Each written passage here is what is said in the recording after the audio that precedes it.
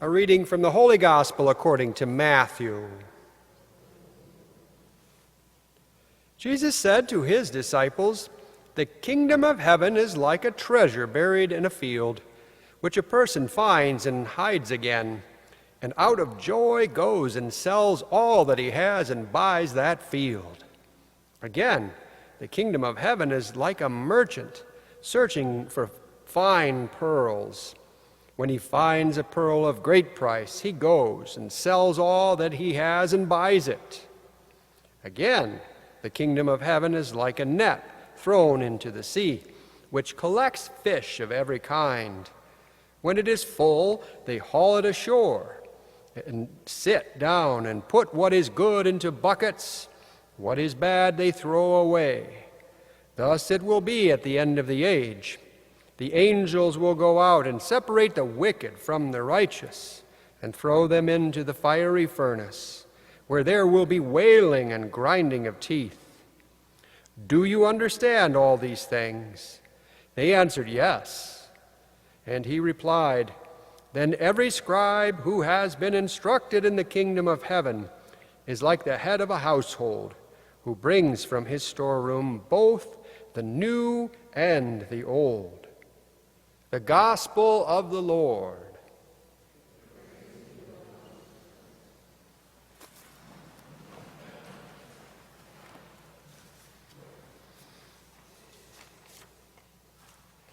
All right, I got my notes out of order here. There we go. And let's hope they come out. I forgot to number these pages today. But we got to figure out what we're talking about here. These readings, how do they fit? We have Solomon in the beginning talking about being a man of understanding and being given the gift of understanding. And then we have the kingdom that's a treasure buried in a field or a pearl or like a net thrown into a sea. How do these things fit together? And then Paul in the middle talks about being justified, predestined, called, justified, and glorified. How do we put them all together? Well, I think the end of the gospel is what's really the church's mind on this God, and I'm putting these things together when he says, every scribe instructed in the kingdom of heaven is like the head of a household, who brings forth from his storeroom both the new and the old. So again, in Solomon, we hear of the one who wants to know the wisdom of the kingdom of heaven. And so he prays for it, asks for it. And he says, I am a mere youth, not knowing at all how to act. Give your servant, therefore, an understanding heart to judge your people and to distinguish right from wrong. And then God responds, I give you a heart so wise and understanding that there has never been and there will come no one equal to you. Well, what about Jesus? Again, we're looking at the Old and the New. In the Old Testament and in the time before Christ, there are many figures, Moses being one, Abraham, all kinds of figures, Solomon and even his father David, who are what we call types, images that are starting to show us the image that God is going to be in the world and as himself, as Jesus. So Solomon is an image of Jesus, the son. In fact, look how he's the son of the father David, the king. And so when Paul says today in the second reading, the one part I didn't read right in the middle, he says, you, those who are predestined, are to be conformed to the image of his son, so that he might be the firstborn among many brothers and sisters. So Solomon, son of King David, was an image of Jesus, son of God the Father, who after becoming flesh, one of us, has been conformed to your image, to my image. Jesus took on your image. And why?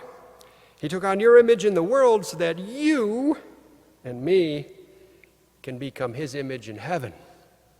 We can be him. We can be like him in heaven. Again, firstborn among many brothers and sisters. So it's an exchange. It's like the old and the new. There's just so much to eat up in all of these scriptures. And that's, of course, another thing that's happening here. The Lord says the old and the new.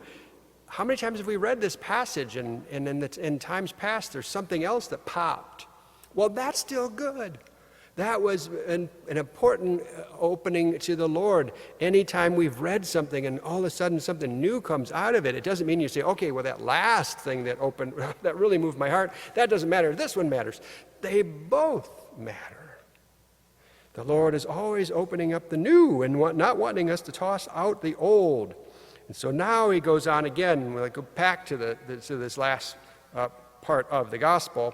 Every scribe instructed in the kingdom of heaven is like the head of a household who brings forth from his storeroom both the new and the old. You see, the scribes are the disciples. You are the disciples. You and me. We're the new scribes. And it says in the book of Sirach, chapter 39, it says, the scribe who of the type that Jesus is talking about today, is at home with the obscurity of parables. That's in Sirach, it says, that a scribe is at home with the obscurity of parables. So the obscurity, meaning we can start sensing what Jesus is saying, even if it's not literally laid right out, explained. But there it is. My heart's telling me what he's saying. And so some years ago, when I was getting ready for a pilgrimage, something came to my mind that really gave me a setting to start opening up these words, and I'm going to give it to you. I was getting ready for a pilgrimage to the Holy Land. That was my third, 2016, just 4 years ago, and I went, and I just realized just recently, I first went in 2008, so 8, and then 12, and then 16, and I'm about ready to go in November. That's every 4 years, and I wouldn't even figuring that out, that pattern's been working. So I hope the Lord keeps that pattern up. It's a good one. I love it. But then in 2016, I was getting ready to go, so I went to buy shekels. Shekels are the currency that you use in the Holy Land, in Israel, is shekels. So I went into a coin store in East Lansing, in Frandor Mall, in East Lansing or in Frandor area there. And I'm in there, and something really amazing happened. It was so beautiful. This young guy was there with his father, and he was a young, simple, beautiful man. He's a young guy, and you could see that he had a gift of simple beauty. And his father was a great coin collector, apparently. So as he came in, the father went over to talk to the guy behind the dealer, and they were talking all this high coin collection stuff. But the son, the dealer, knew that apparently the father and the son came in many times, and the father took out from underneath a drawer this box and gave him those coins, the son. And the son looked through them. And apparently those were surplus coins. They did little worldly value, probably because they weren't significant in their history or their rarity or whatever makes coins so special in worldly value. They just had nothing but their own value, the way they looked, and the way they looked to that son. That was their only value. He didn't know the history, and he didn't care, didn't need to. He just picked up a couple of those coins, and those were the two that he wanted. And his father, this was really awesome, his father praised him for his choice of two very beautiful coins that this young son had collected now. And you could just see his face beaming. He had collected these two beautiful sons, and his father was so moved with him at his new purchase. A couple of years ago, and this is even before I was here, there was another young scribe who was given this passage. 4 years old he was when his father asked him, "So, my son, what does this passage mean to you? The merchant searching for fine pearls. And without batting an eye, this young guy said, well, it's us. We're the pearls. His dad said, well, that's pretty profound. And that was little Caleb Bruno, Dominic Bruno's son, who's, I don't know how old he is now, maybe 8, but he was 4 years old at the time, this little scribe. And he got something. And of course, we look at this passage and we realize that it oftentimes, and it's nothing wrong with, and it makes absolute perfect sense in the old way, maybe we've been listening, that the kingdom of heaven, the pearl is the kingdom, because Jesus even says the kingdom of heaven is like a treasure. The kingdom of heaven is like a net thrown into the sea. But listen to that middle one. The kingdom of heaven is like a merchant in search of fine pearls. It doesn't say the kingdom of heaven is the pearl. Now, we've looked at it that way, and we've often, I'm sure everybody's thought of it that way, and that's a perfectly legitimate way to think of it. The kingdom is the pearl, that we sell everything. God keeps asking us to sell everything to buy. And yet, here we hear it said the merchant is searching for fine pearls. So how did this young guy come up with this, and what did he come up with? The kingdom cannot exist. There's no kingdom that could exist without subjects. What kingdom could there be without subjects to be protected under the watchful eye of the king? So the king needs to gather his subjects, needs to gather the pearls that are of great price for him. That's you. You are the pearl.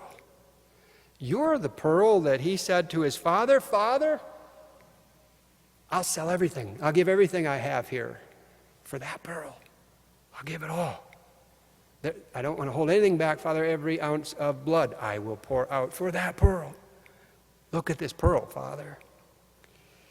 He doesn't see you in relation to the world's value. He doesn't see you in what the world says about you. He doesn't see you in relation to how you compare to others. In fact, the reality is there is no pearl like you. You are one of a kind. There will never be another one created after you. There was never one before you like you. You're the only pearl that you are.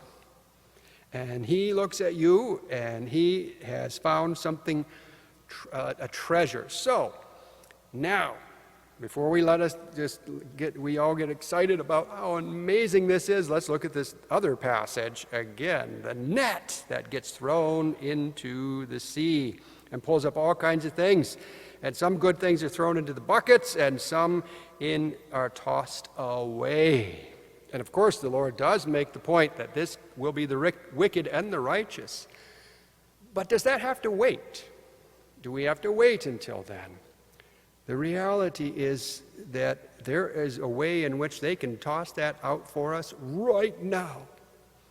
And think about a coin, when they find a coin at the deep bottom of the sea. If you've ever seen those shows where they pull them up, and how they even know they're coins, because they're so crusted with stuff all over them, with stuff that have grown and collected. But when they can come up and a professional can chip away little by little, out comes that gold or silver coin as perfect as it was the day it went into the sea. That's me. Once you get the crusty stuff off, the Lord sees what's underneath. He can see it now. I can't see it. And I can't see it in you. That's my weakness, because I got too much crud in between me and you. He sees it. And that's all he ever sees. And so if we let him, he's got perfect means. He's told us how to do it. Obviously, one is the reconciliation gift, the gift of the sacrament of reconciliation.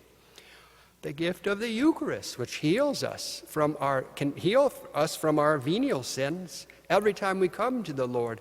The gift of the Scriptures, which open our hearts. Every one of these things starts to chip away at that coin, so that the coin is the only thing that's visible anymore. then we, like all of our brothers and sisters in heaven, can become pure. And then they both, the Father and the Son, can look at you because of your pure beauty. And this have no comparisons to what you've done in the past, no comparisons to anyone else, no comparisons to the value that anyone else puts on you. They just see you, just you. When Jesus came into the world, he asked his Father for the box of surplus coins. He wanted just the one that everyone else rejects. The ones whom everyone else rejects because they don't find them precious in the eyes of the world.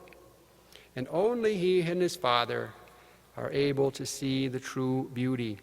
And when he makes his choice, his Father praises him and says, "Beautiful choice. These are beautiful pearls." My brothers and sisters, that's you. You are beautiful pearls in the eyes of the Lord.